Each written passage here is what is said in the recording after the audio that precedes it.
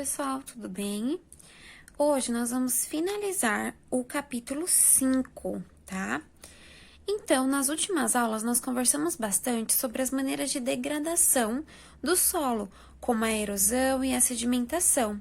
E hoje nós vamos conversar um pouquinho sobre a conservação, sobre formas que a gente pode fazer para conservar esse solo e para continuar mantendo ele fértil e fornecendo todos os nutrientes que nós precisamos, tá? Então, eu coloquei aqui duas imagens da mesma região. E percebam a diferença entre elas. Nessa foto aqui da esquerda, da degradação, a região aqui superior de mata não está mais presente nessa imagem, ou seja, foi desmatada, e apresenta aqui uma poluição desse rio, com uma grande quantidade de lixo. Enquanto aqui nessa imagem eu tenho a conservação, que seria a vegetação nativa natural, e o rio ali daquela região também limpo, para que possam ser feitos aí todos os processos de conservação de habitat desse local, ok? Então, hoje nós vamos conversar um pouquinho sobre técnicas de conservação. Antes de mais nada, nós precisamos entender o que é cobertura vegetal. A cobertura vegetal, ela corresponde às plantas que cobrem o solo. Então, pode ser uma grama, um arbusto ou até mesmo uma árvore maior, tá? Aqui eu coloquei para vocês diversos tipos de cobertura vegetal. Então, percebam as diferenças das imagens da letra A até a letra E, como que está apresentando ali essa diferença de cobertura, tá? Então, ali na letra A, na letra D, na letra E, eu tenho ali a presença mais de grama, de uma vegetação mais curta. Na letra B, eu tenho a vegetação composta por árvores grandes, que tá vendo nessa imagem lá, nem pra gente ver o topo da árvore. Enquanto que na letra C, eu tenho ali a presença de vegetações mais pequenas, como a grama, vegetações intermediárias, como os arbustos, e também as árvores maiores lá na região mais interna dessa imagem, ok? Então, isso é a cobertura vegetal, as plantas que recobrem aquele determinado solo. Para a gente fazer essa cobertura vegetal continuar naquela região, a gente precisa evitar os processos de degradação. Mas por que isso é necessário? A cobertura vegetal natural, ela beneficia de duas formas diferentes. Primeiro, porque ela vai provocar uma infiltração maior da água ali naquela região onde tem uma cobertura vegetal, deixando o solo úmido e areado, tá? O que vai fornecer ali uma maior quantidade de nutrientes, e também ela faz uma barreira física, protegendo contra o processo de erosão. Então, trouxe aqui para vocês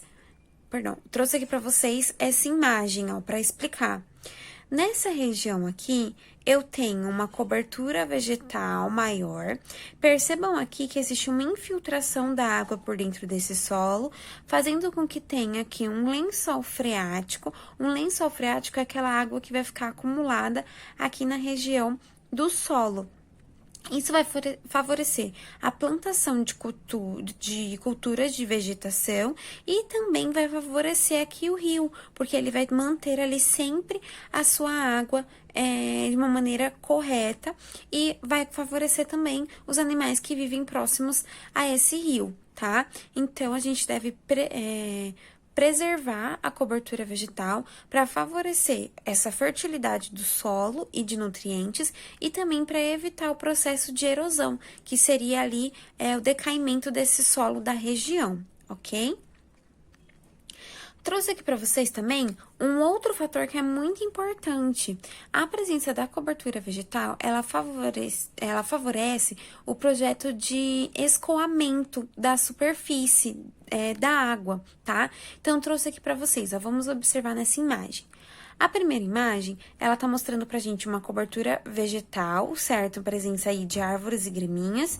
E eu tenho 10% do escoamento superficial, então passando ali naquela região de rua, 25% infiltração rasa, 25% infiltração profunda e 40% de evaporização, tá? Então, ali, eu tenho uma grande quantidade de evaporação da água e uma média quantidade de infiltração no solo.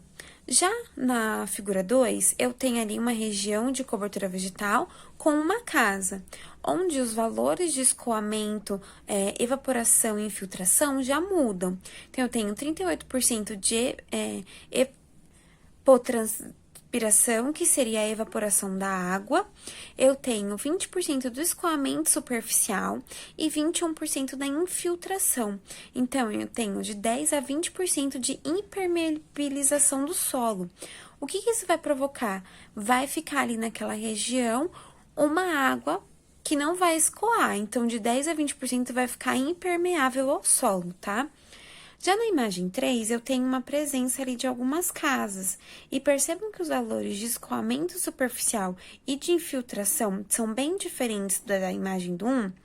Aqui eu já tenho 35 a 50% de impermeabilização do solo, fazendo com que a água não entre dentro desse solo, tornando ele assim mais desprotegido e pobre de nutrientes. E isso também favorece o processo de erosão desse solo ceder.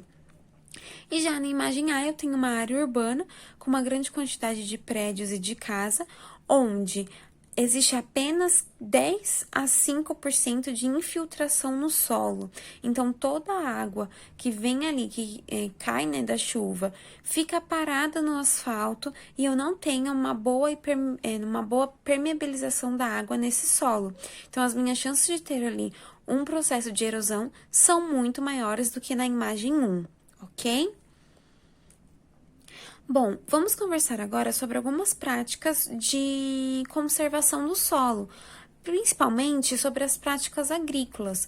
Nós sabemos que para manter o funcionamento do nosso corpo, a gente tem que se alimentar de nutrientes vegetais, certo?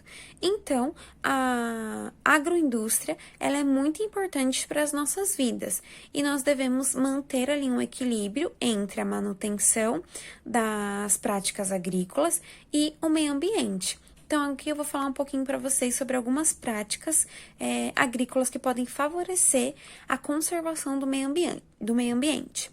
A primeira delas é o reflorestamento.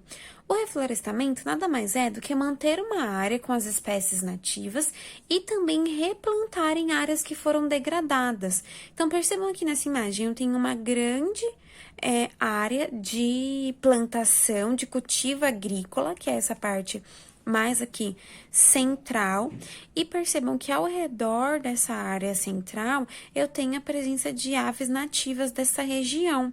E quando eles fazem a colheita dessa região, eles vão sempre replantando árvores para reflorestar aquela parte que foi desmatada.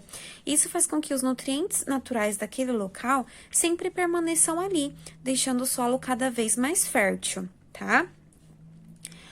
Bom, outras práticas também é a de diversificação e de rotação de cultura. As duas práticas, elas têm como princípio inicial manter o solo saudável, plantando ali diversos tipos de hortaliças. Então, eu tenho aqui uma diversificação do vegetal que eu vou plantar, do tipo de hortaliça que eu vou plantar.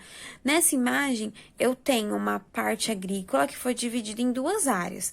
Uma parte aqui de plantação de milho e uma parte de plantação de soja. Então, eu tenho uma diversificação de alimentos dessa região. Por que isso é uma boa prática agrícola? Porque cada alimento precisa de um nutriente diferente do solo. Se eu coloco ali um alimento que vai precisar daquele mesmo nutriente para sempre, vai ter uma hora que o solo ele não vai conseguir fornecer aquele tipo de nutriente. Então, é legal fazer essa diversificação de alimentos. E também nós temos a rotação de cultura. A rotação de cultura também é uma prática bem interessante, onde eu tenho a diversificação de alimentos, né, igual a prática de diversificação, mas ali eu tenho uma rotação do terreno. Então, percebam aqui, eu tenho a região que está sem plantar, e tá vendo que parece aqui umas marcas de pneu? Essas marcas aqui são feitas através de um equipamento e eles servem para arear o solo. O que que é arear o solo, Pro? Trazer mais oxigênio para essa região, permitindo que os nutrientes desse solo fiquem mais favoráveis para a plantação. Então, se deixa aqui um período de uma parte da terra sem plantar nada, para aquele solo conseguir recuperar ali todos os nutrientes, oxigênio e realizar todos os seus processos, para aí sim ele estar pronto para receber uma nova vegetação. Aqui no meio tem uma parte de vegetação e aqui outra, tá vendo que a coloração é diferente? Então, eu tenho hortaliças diferentes nessa região. A partir do momento que eles colherem essa região aqui mais esverdeada, vai trocando. Então, vai colher aqui da região mais esverdeada, vai deixar essa terra respirar e pode plantar outro vegetal nessa terra que estava respirando antes. E assim vai fazendo essa rotação, tá bom? E também, uma boa prática agrícola é a adubação verde. A adubação verde, ela nada mais é do que fornecer nutrientes, matéria orgânica e minerais para aquele solo. Então, eu trouxe aqui um exemplo para vocês. Essa adubação verde, ela pode ser feita tanto com matéria orgânica, então restos alimentares, que vão favorecer ali a produção maior de carbono, de energia química, de proteínas, de nitrogênio e também pode ser minerais que vão compor ali aquela região, tá? Essas proteínas, juntos com esses minerais, micro-organismos e matéria orgânica, a gente chama de humus, tá? O humus é um produto que vai fazer ali a adubação verde, vai fornecer nutrientes para aquele solo, para que ele consiga ter uma qualidade melhor e uma fertilidade melhor, ok? Para produzir ali uma colheita com produtos melhores e com mais nutrientes. Bom, pessoal, vou deixar aqui para vocês fazerem um exercício no caderno, tá? Número 1. Um agricultor deseja cultivar cana-de-açúcar em seu terreno. Depois de consultar um engenheiro agrônomo, ele decidiu dividir a sua propriedade em 3 partes e cultivar também soja e feijão. Então, ele vai cultivar cana-de-açúcar, soja e feijão no terreno dele, tá? Letra A. Qual o tipo de plantio que esse agricultor utilizará? Então, ele vai utilizar uma adubação verde, ele vai utilizar um reflorestamento, ou ele vai utilizar uma diversificação e rotação de cultura? E B. Sugira como ele deve administrar o plantio desses alimentos para evitar o desgaste do solo. Tudo bem? Então, como que ele tem que fazer ali para plantar esses 3 alimentos para evitar o desgaste do solo? Além disso, vocês vão responder os exercícios da página 298, 300 e 301. E eu vou disponibilizar o gabarito para vocês nessa sexta-feira, tá bom, gente? Então, se vocês tiverem qualquer dúvida, pergunta, me mandem lá no chat do Schools ou então através do binóculo. Um beijo para vocês e até a próxima aula.